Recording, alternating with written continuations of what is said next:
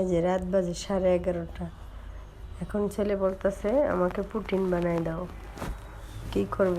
আমি বলতেছি না আজকে বানাবো না, কালকে বানাবো। এই যে দেখেন, না মানতেছি না, আমার আজকেই বানাতে হবে।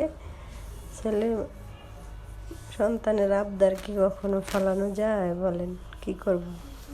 ভাবছিলাম কইরা দিব না, তারপর দেখি মনটা খারাপ লাগতেছে।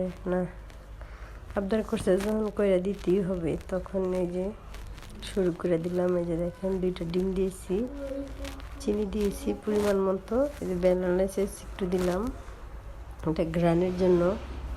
এটা দিলে এই যে ডিমের যে একটা গন্ধ আছে সেটা থাকে না, এই জন্য এটা দেওয়া আর কি। সন্তানের আবদার করলে কি মায়ের মন আর ভালো লাগে? যতক্ষণ কইরা না দিই ততক্ষণ আর শান্তি লাগে না, না করলেও ভালো লাগে না। যে কখন করে দিব, না করলাম এটা চাইলো, যতক্ষণ না করে দিই ততক্ষণ আর শান্তি লাগে না।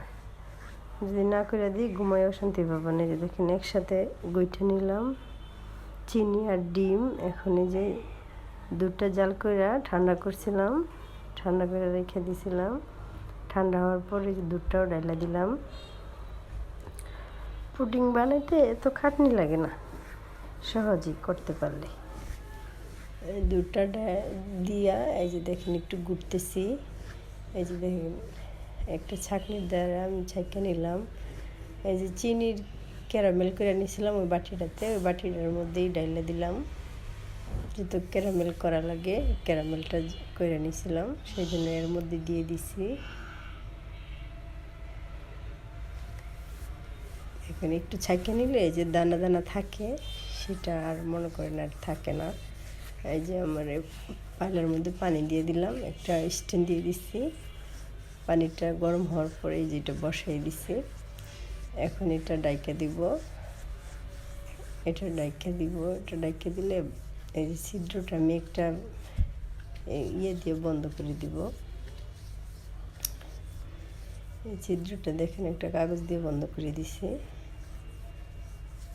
যেহেতু এটা বাপে হবে। এই যে দেখেন কত সুন্দর হয়ে গেছে।